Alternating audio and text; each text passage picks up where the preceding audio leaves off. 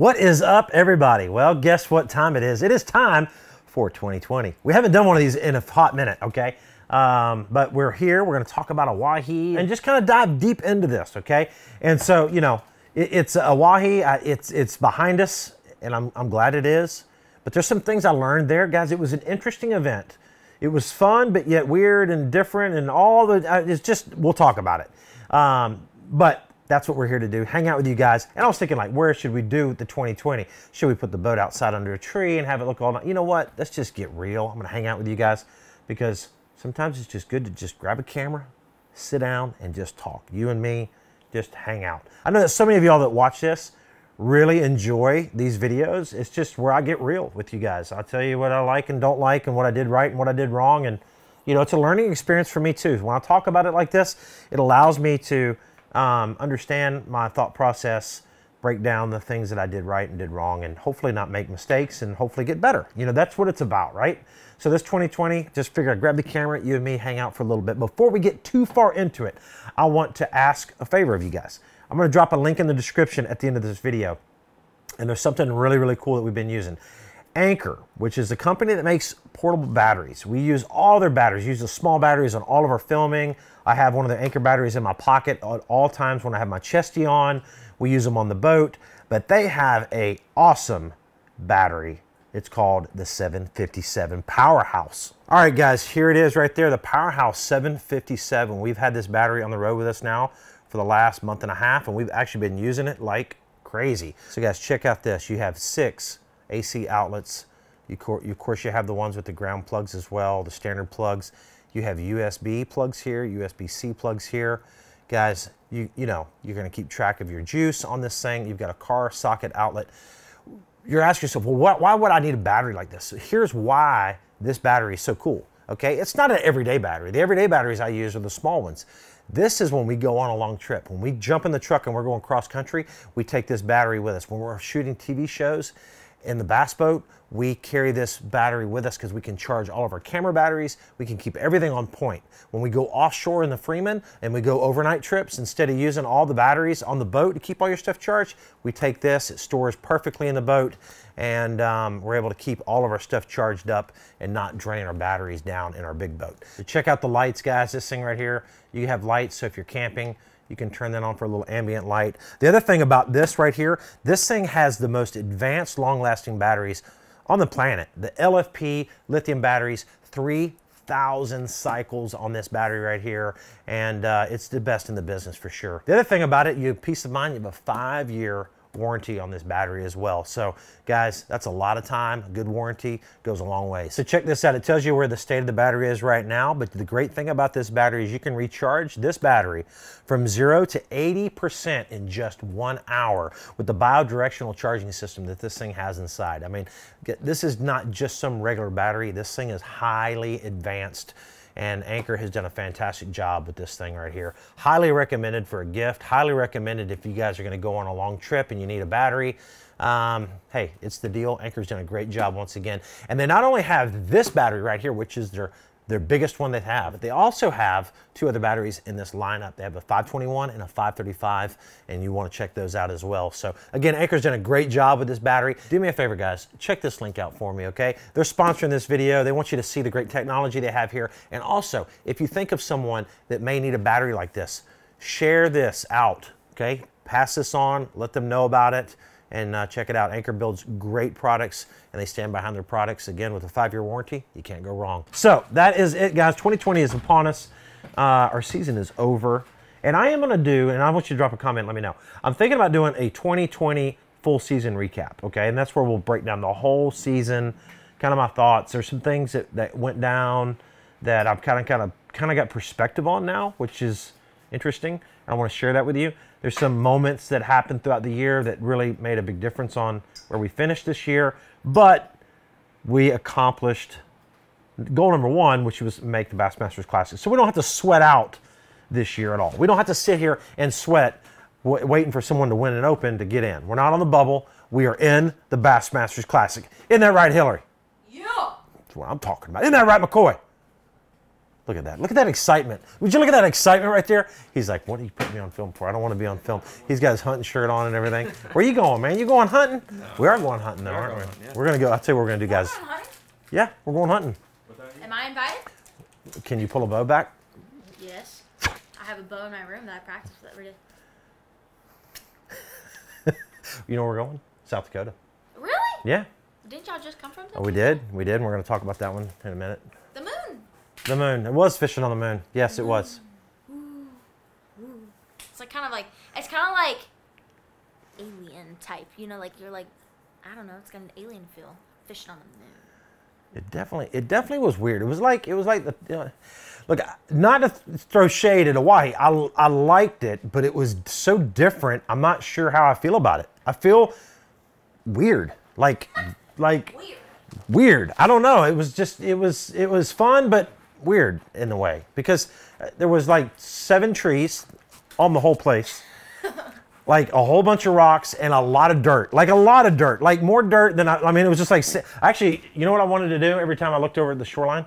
I wanted to play on those hills. I wanted to climb up the hills. And as a kid, like roll down? Yeah, and roll down and stuff. Like, you know what I mean? Just climb up and just fall down the hills. Yeah, that's every time I looked over, I was like, wow. And the thing about Oahe that was interesting for me, and I think this is part of, I'm not sure how I liked it, for me, it wasn't much of a visual breakdown on fishing, right? I couldn't look at the visual part of the lake. Like I couldn't look at a shoreline and say, oh wow, that's going to be super good over there because of all this stuff. It just all looked the same, right? It just was all the same kind of deal. So you had to rely on your maps. You had to rely on your contours on your map and just kind of just fish everything. Everything looked, it was just kind of the same process over and over again.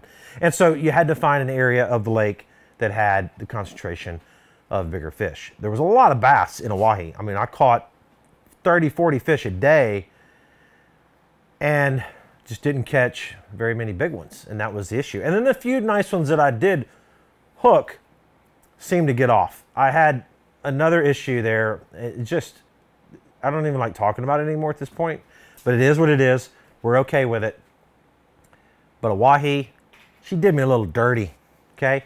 First fish of the entire tournament. Like I literally fire out there, hook a good one. It's over 3 pounds, and this happens.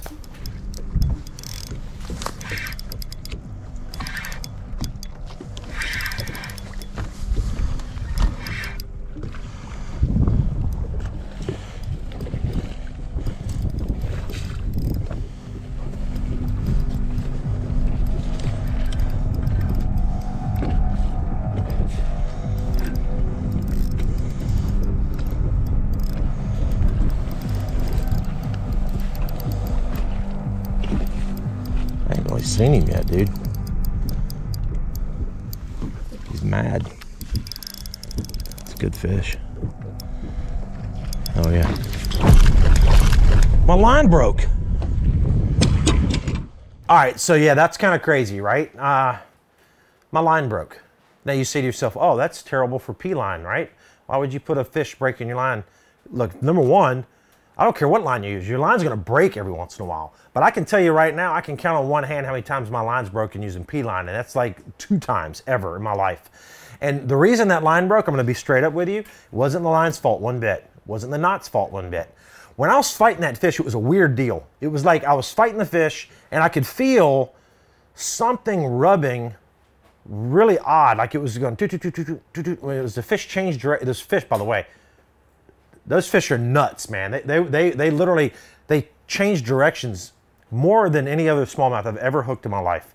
Like St. Lawrence River smallmouth, those dudes just dig. They just dig in the current. They just swim. They just dig in the current. Oahe smallmouth, they're doing flips underwater. They're doing all kind of crazy stuff. And so that line, what happened was the drop shot hook was way down its throat, and the line was rubbing back and forth as that fish changed directions many, many times throughout the fight. And I was putting a little heat on it. And I remember thinking, dude, I kept feeling that boop, boop, boop, boop, boop, as it changed directions. I could feel that line rubbing across his teeth. But at the time I was thinking, like, is that his tail hitting the line? Do I have the fish snagged? Is it something weird? I remember thinking those things as I was fighting that fish, and it comes up and jumps. And when it did, of course, he shakes his head one last time.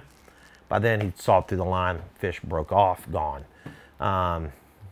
It is what it is. I think I was using 7-pound line, which right after that, I went to my 9-pound Spin-X fluorocarbon leader, which was never had another issue the rest of the tournament. But yeah, that was bad. So kind of started off the tournament on a wrong foot there, losing a nice fish. But really, there was 2 things on Oahe that you had to do. So if you ever go out there to fish, 2 things you have to do. Number 1, most important, is to find the section of the river that those fish are using at the time. Find the section of the river those fish are using, because they're not everywhere. They're not spread out evenly in that river system lake, and they're not biting the same depending where you are. It's all related to bait. And they eat crawdads there, and they eat like a smelt type thing. It's really a herring called a lake herring, and they get big. And they eat those, and those herring are nomadic. They swim around different places around the lake, and so those fish are following that bait quite a bit. So number 1, find bait. Number 2, find a section of the lake that those bigger fish are reacting and doing their thing, because that's super important. I thought I had found that on day 1 of practice. I went way south, about 70 miles south of Blastoff, and I thought I caught them pretty good, you know, at least what I thought would be good enough to do pretty good in the tournament. And then from then, I concentrated on that end of the lake because, number 1, I thought, A, it was a good area, but B, there wasn't that much pressure, right? I didn't see a lot of boats down there. And so in my mind, I'm like, this is a good thing. If you're finding good quality fish and there's not a lot of pressure, I can stretch this a lot longer on a 4-day event. You know, you find a real busy part of the lake. It doesn't matter how good it's fishing in practice. You find a real busy part of the lake where you got everybody hitting everything. Time the tournament rolls, you know, it's going to start getting thin on the pickings. You know, especially on day 3 or 4. I mean, you might be totally out of fish if you're fishing a section of the lake that's just totally ate up with pressure. So, you know, I thought in my mind, like, okay, this is a good scenario where I have an area of the lake where I feel like I can catch a lot of keepers, and I'm catching some 3-pounders. I'm going to have 15, 16 pounds a day, and there's not a lot of pressure. That's a good scenario. You know, I would take that bet any day of the week. It's like, that's smart, in my opinion. Now, what wasn't smart was that I got too locked in on that area, right?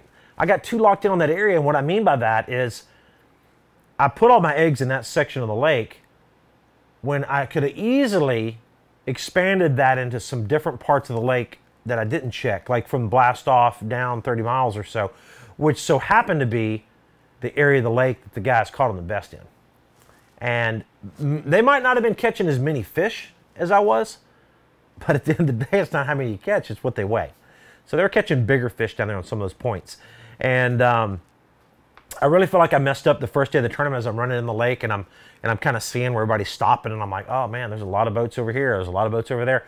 And you know that on day 1, if people are stopping and fishing stuff on day 1 of the tournament, they feel like it's a good spot. So I kind of had that weird, eerie feeling that, man, I drove by a lot, I'm driving by a lot of fish right now. But I went on down to my area, and again, there wasn't that much pressure, but I just didn't, the better fish that I hooked, I just either lost them, didn't get them to bite. You know, it was just a mess, really, guys. And that tournament, it didn't go so well. So, you know, as much as I wanted to go into the last tournament not being like on the bubble, going into the Mississippi River event not on the bubble, we're going into the Mississippi River on a bubble. And that's just the way it's going to be, you know. And but you know what? Over the years, I feel like I've done pretty well with my back against the wall. You know, it is what it is. I think I fish better sometimes knowing that I have to just perform. You have to do it. there is not another chance. This is it, guys. Oahe is behind us, and it is what it is. So, but some of the baits that I did use in that tournament, I did use a drop shot quite a bit. I used a couple different worms, actually. I used a Berkeley flatworm. I used a Berkeley flat-nosed minnow, which Matt had been using a little bit, and he liked that flat-nosed minnow. I like that flat-nosed minnow. I used a Guggen Dragon Drop as well. Caught quite a few on that. Kind of had to mix it up a little bit throughout the event. The other thing that I caught them on really good, and Canterbury kind of got on this bite, was just casting that swim bait around on a little quarter ounce head, throwing a little saucy swimmer, albino looking thing, 1/4 ounce head. They bit that pretty good on those points, so I caught a few nice fish doing that. And you know, all in all, I kind of want to go back again. I'm sure you can pick up my feeling of unsureness of how I feel about that place, but I do kind of want to go back to give it another shot. So I hope we do go back. I feel like I'll like it a little bit better this next time. I understand that river system a little bit better, but again, looking forward to this next tournament. Should be really, really good, and all that, man. All right, guys, so that's it. We're gonna leave you with that. I told you this is gonna be a short 2020, right to the point. And thanks for hanging out, guys. And do me one favor, check out the Anker power station. Okay, that thing is awesome. I'm telling you, that thing's very, very cool. Check it out. Link is in the description down below. Just do me a huge solid. Get done watching this video, just go to that link, click it, check it out. We've been using it all year, and it's been awesome. So check out the link. Thank you so much, guys. We will see you later. Bye.